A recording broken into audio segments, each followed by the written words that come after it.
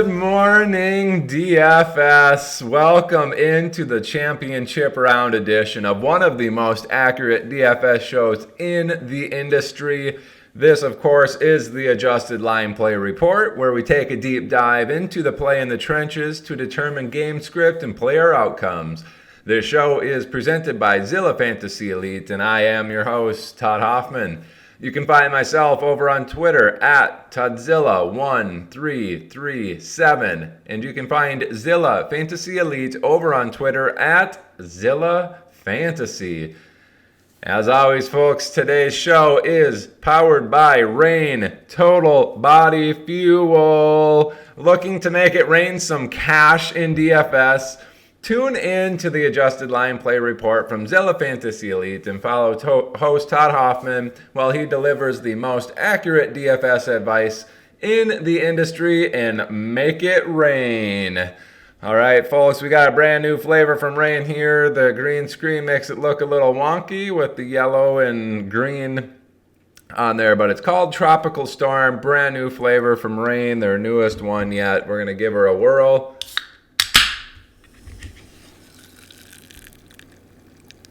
There we go. All right. Got a little bit of a orange flavor to it. I think it's supposed to be orange and pineapple, and it's very delicious, same as always for these Rain flavors. Again, today's show powered by Rain Total Body Fuel. If you're looking to make it rain, look no further than this Adjusted Line Play Report. And I always ingest, folks. Rain does not sponsor me yet.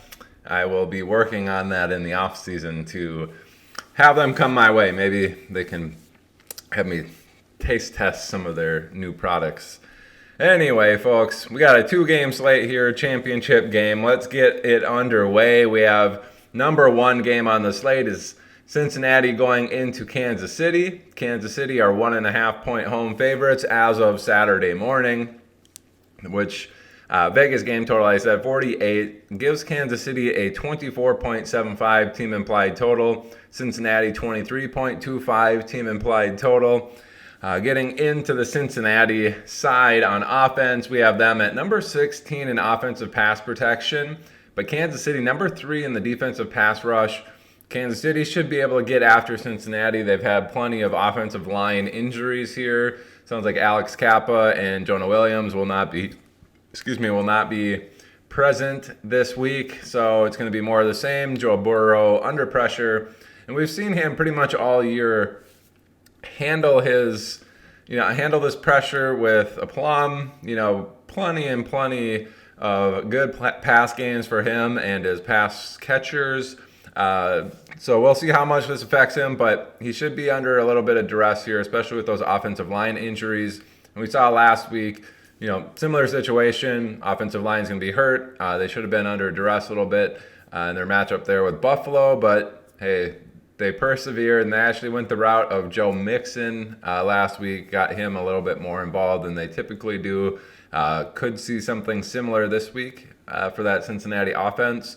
And getting into the run blocking side, Cincinnati number 16, Kansas City number 21 in stopping the run. DVOA for Cincinnati number 6, Kansas City number 14. It's kind of suggesting that Cincinnati, if they're going to move the ball effectively, it's going to be in the run game. So, if you're setting those DFS lineups or anything like that, Joe Mixon could be a very, very good option in this particular game. Getting into the Smaj Pirine, we have Kansas City. If they're going to be getting after Cincinnati, they're going to need to get the ball out a little bit quicker, and a lot of times that leads to more dump-offs to those running backs. Tight ends, Hayden Hurst could see a few more targets, Tyler Boyd, and generally those deep field throws don't end up coming to fruition because there's not enough time. So it's a little bit of a hamper for T. Higgins and Jamar Chase. I know Jamar Chase can be super popular. Kansas City absolutely gets destroyed by number 1 wide receivers typically, but we'll see what this comes out as in the end, but it's kind of looking like they're going to need to get the ball out a little bit quicker. That offensive line's a little bit poor. And we saw last week that they decided to run the ball a little bit more against that Buffalo game, against that Buffalo team. That could have been due to the snow that was going on in Buffalo, but just keep that in mind. I think Joe Mixon and Samaje Perine could be very interesting plays here. If you're looking to get a little bit different in the DFS world, Tyler Boyd and Hayden Hurst would definitely be off the board when you have Travis Kelce and Dallas Goedert and George Kittle to deal with. Hayden Hurst is going to get kind of the shaft in that sense. Probably very low roster percentage there. So if you need to get a cheap option, especially on a FanDuel where tight ends, if they score a touchdown, it's pretty good there, where the touchdowns are kind of not negated by all of the other receptions. Hurst could find himself there with one of those this week. Just keep that in mind. I think Cincinnati, they're going to, need to get the ball out a little bit quicker. The run game is going to be a little bit more successful than they're perhaps used to in some of these matchups, and I think that's going to be kind of how they operate on offense in this particular game. But we'll see. They are a pass-heavy team. Ever since Halloween, they haven't lost, and they've been pretty much number 2 in, pass attempts over expectation. So it gets a little interesting, but this is suggesting it's going to be a little bit more effective on the ground than in the air. And if they're going to be under duress, they're going to need to get the ball out quicker. So it's going to be more of a Hayden Hurst, dump offs to the running backs, and maybe Tyler Boyd week versus Higgins would be the biggest avoid for me. And then Jamar Chase. He's certainly talented and can get it done underneath as well, but I don't think he's going to see any of those deep targets necessarily. On the Kansas City side, number 5 in offensive pass protection. Well, Cincinnati's number 28 in the defensive pass rush. That's pretty poor. Kansas City number 9 in the offensive pass DVOA. Cincinnati 14. This is suggesting Kansas City will have a bunch of time to throw the ball. Kansas City shouldn't be getting a ton of pressure on the quarterback. And if that's the case, we could see Kansas City move the ball up and down the field on offense here. No real threat, which is good considering Patrick Mahomes has that ankle injury. He's not coming into the week with any sort of injury designation, but that's something to monitor there if he's not going to be as mobile, but he should have plenty of time. And, if that's going to be the case, the world's your oyster on that sense. I think that's going to favor Kelce, obviously, especially if he's not as mobile. We're going to see probably him lock on to Kelce a little bit more if he doesn't trust that ankle. Otherwise, this could be one of those MVS weeks. We do see Justin Watson get involved too when they have a lot of time like that. Certainly wouldn't be surprised to see him reel one in for over 40 yards in this particular matchup. But in a DFS sense, those are really, really good plays to get different in a really small slate tournament where you're putting in an MVS or a Justin Watson. And if they give you that 60, 70-yard bomb, you are going to sit pretty in that particular matchup, especially with them being cheap. You can get some of these other studs in there, and provided those studs give you the juice, those guys can put you over the top and win you some of those tournaments this week. Getting into the run blocking side, it's also pretty good for Kansas City. They're number 3 in the run blocking and number 15 in stopping the... Kansas City number 3 in offensive run blocking. Cincinnati number 15 in stopping the run. This is suggesting that Kansas City should be just fine running the ball too. This is going to be good for both Pacheco and McKinnon. We could see Clyde Edwards-Helaire make a comeback this week, but considering he wasn't super involved prior to his injury, he was, but we saw him basically get some of those end zone carries. I don't think they really see him as a necessary piece to put them over the top in this game, so I'm not sure he'll play. Just keep an eye out on that. I haven't heard anything specifically about him actually playing in this game. As far as the run DVOA, Kansas City actually number 1, Cincinnati number 9 in the defensive run DVOA. But anyway, this is suggesting Kansas City is going to be able to move the ball pretty effectively against Cincinnati. Cincinnati's pass game, they're going to be, short, dink and dunk. And, if they're going to be a little bit more effective, it's going to be on the ground. We did see Cincinnati use the ground game with those offensive linemen out. Just based off of betting, I would bet Kansas City to cover this line. I think Kansas City wins this game based off of this particular report. But as always, we've seen Cincinnati kind of overcome some of these deficiencies in that offensive pass protection. And if they can do that, well running the ball. We could see this game hit the over. This is kind of suggesting Cincinnati may struggle a little bit moving the ball. They might be a little bit under, but Kansas City at that 24.75, the way this is shaping out, I wouldn't be surprised to see them hit upwards of 27 to 34 points in this matchup. And I think at that point, you're hitting the over as well. But Cincinnati may struggle a little bit. And if they don't, this is easily going to shoot out as far as the pass protection is concerned. But if they're going to be under duress, I think Cincinnati, we might see them wilt a little bit. But if I was betting, I would bet Kansas City to win this and cover the 1.5 point spread there. Getting on to the number 2 game on the slate, we have San Francisco heading into Philadelphia. Philadelphia 2.5 points home favorites, 24.5 team implied total for Philly, 22.0 team implied total for San Francisco, for a 46.5 Vegas game total, number 2 on the slate. Getting into the San Francisco offensive pass protection side, they are number 10. Philadelphia number 1 in the defensive pass rush category. Getting into the run blocking side, San Francisco number 4, Philadelphia number 22 in stopping the run. On the surface, this looks like San Francisco may be under a little bit of duress.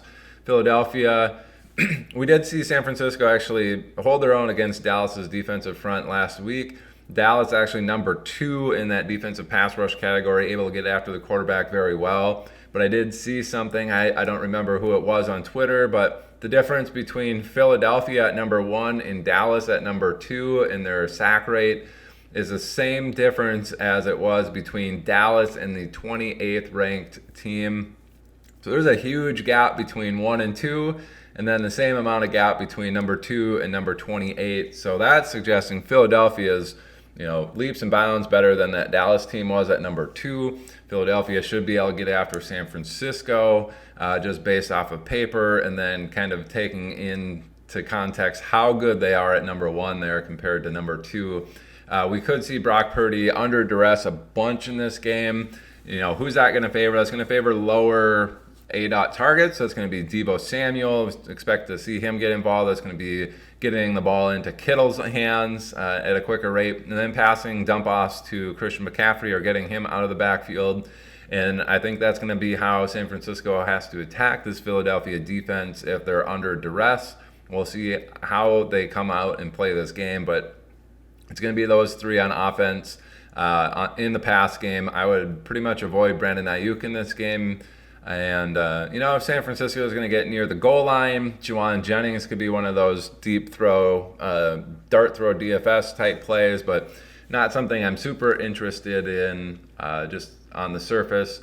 I think Philadelphia will be able to get after the quarterback in this, and it's going to lead to a lot more targets going Kittle, Deebo, and CMC's way.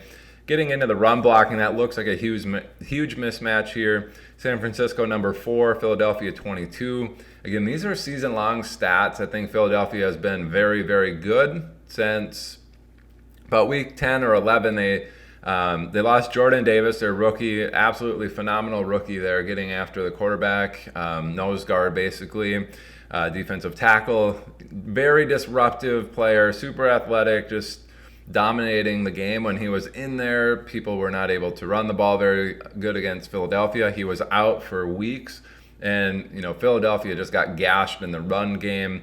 And then kind of before Jordan Davis came back a few weeks before that, they ended up signing Ndamukong Suh and Linval Joseph to kind of shore up that thing, and they're still there. Ever since they kind of came back, Philadelphia has been a lot better at stopping the run.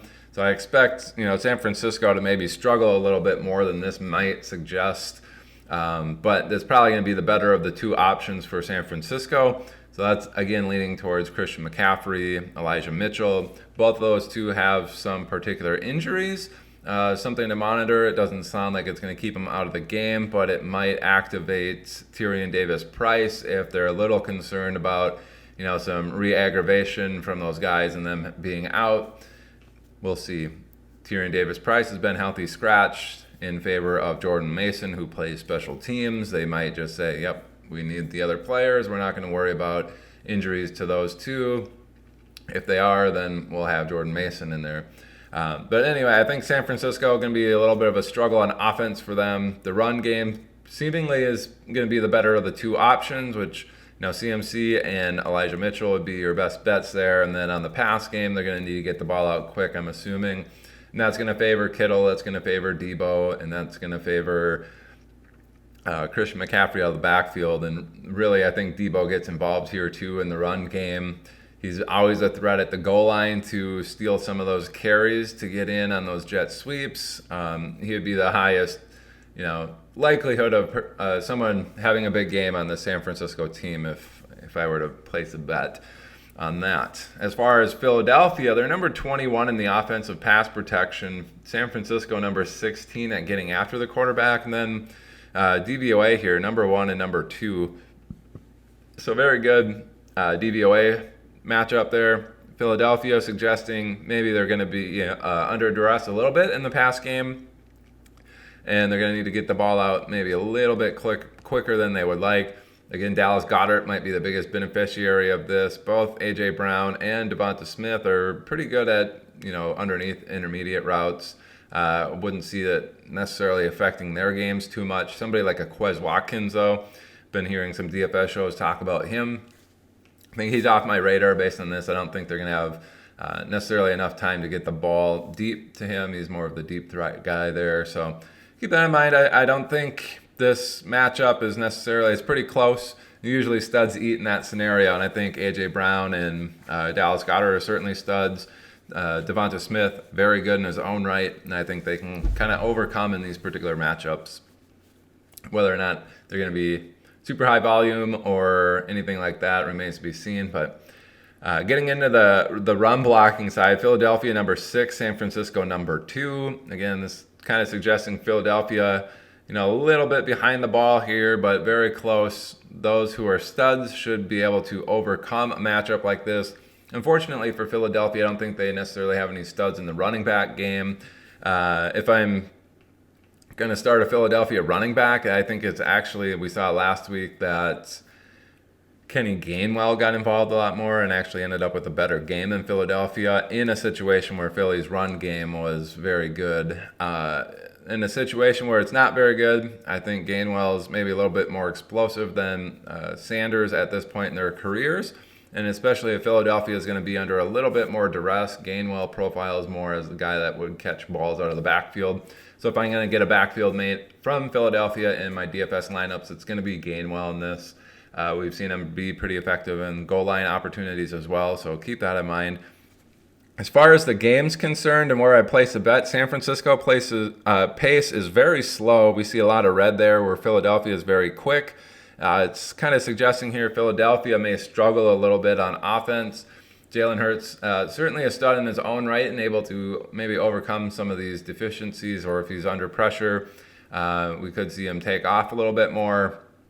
So in that sense, I think he'll have a pretty solid week, but maybe under duress he has a few more turnovers than Philadelphia fans would like.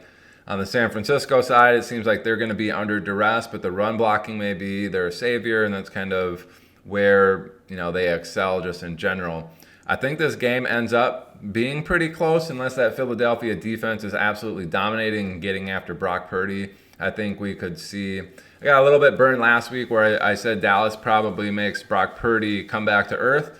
That wasn't necessarily the case last week, but he wasn't super effective. If Philadelphia is that much better on defense and they're getting after him, I think we see Brock Purdy fail pretty hard in this, pretty miserably.